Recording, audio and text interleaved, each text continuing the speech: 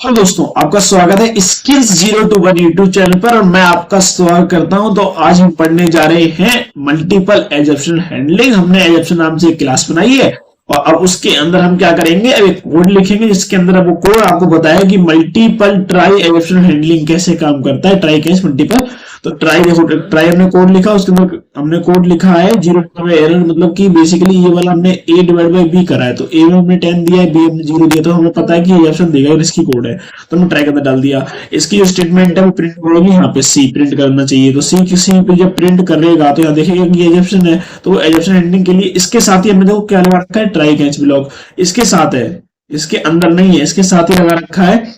और उसके बाद हमने यहाँ पे दे रखा है कि अच्छा ठीक है, ये जब आएगा तो ये प्रिंट हो जाना चाहिए, ठीक है। और फिर हमने दूसरा ट्राई कैच लगाया, क्योंकि हमने दूसरा अलग इसके लगाया कि हम एक से अंदर देते तो टर्मिनेट हो जाता है प्रोग्राम, मतलब एक रन हुआ उसके बाद एजम्पशन आया, उस एजम्पशन रिटर्न किया और सारा कोड ट्राई के अंदर वाला सब वेस्ट हो जाता है। पर हमने अलग से ट्राई किया। अब क्या नया होता है देखते हैं।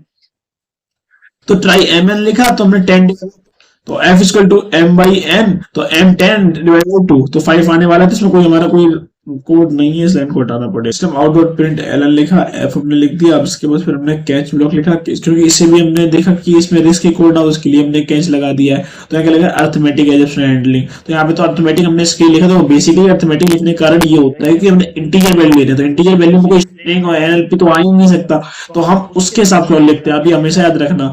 अब आगे देखते हैं। अब जो हमारा कोड दूसरा है, हमने फाइनली ब्लॉक दिया। फाइनली हम ये पढ़ चुके हैं कि फाइनली के अंदर क्या होता है कि हमारा कोड अल्टीमेट प्रिंट होता ही होता है। तो फाइनली हमें देखने की दिखा जरूरत नहीं थी, फिर मैंने एक बार आपको दे भी दिया, लिखा कि एक एबनॉर्मल हमारा एबनॉर्मल रिस्पॉन्स आता है, नॉर्मल रिस्पॉन्स आता है, वो ऊपर से जाएगा। एक हमने लास्ट रिस्पॉन्स दे दी, ये प्रिंट हो जाता है, ऑल डन। तो मतलब सब कुछ बढ़िया है। तो एक बार रन करके देखते हैं।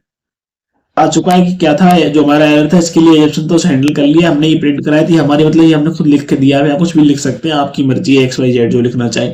अब यहाँ पे और ओके डन। दूसरा हमारा स्टेटमेंट थी, एक हमने डिवाइड किया था 5, एक हमारा था 10 और एक था हमारा ऑल डन। तो ये हमारा जो स्टेटमेंट जितने कोड थे वो हमारे क्या हो चुके हैं, रन, मतलब ऑल डन आया। तो इसका मतलब हमारा कोड जो हुआ है एकदम प्रॉपर तरीके से क्या हुआ है, एग्जीक्यूट। तो यहाँ तक हमें समझ में आ चुका है कि मल्टीपल ट्राई कैच ब्लॉक क्या होता है, कैसे एग्जीक्यूट करना होता है, क्या सिंटैक्स होता है।